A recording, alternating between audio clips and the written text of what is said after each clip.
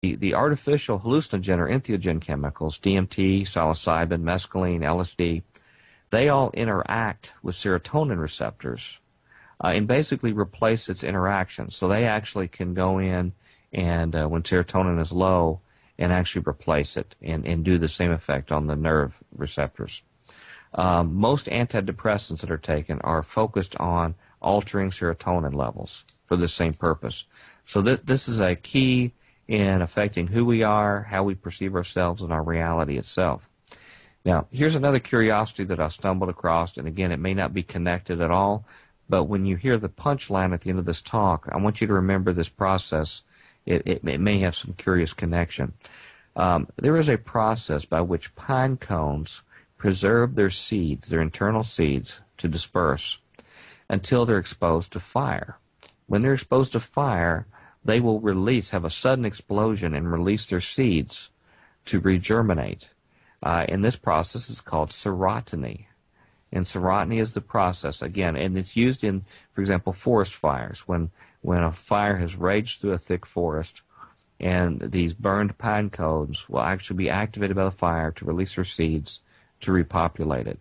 I think there is a mystical connection there that hopefully I'll refer to in just a moment.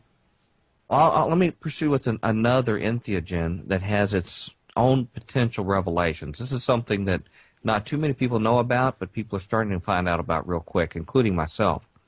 And this actually is an alcoholic drink, a spirit, ironically called a spirit, called absinthe. Absinthe is known by most people as the green fairy or the green goddess, and that's because in its normal state it has a pale green color. It is a highly alcoholic distilled beverage. Its key ingredient that makes it absinthe is it uses the wormwood plant.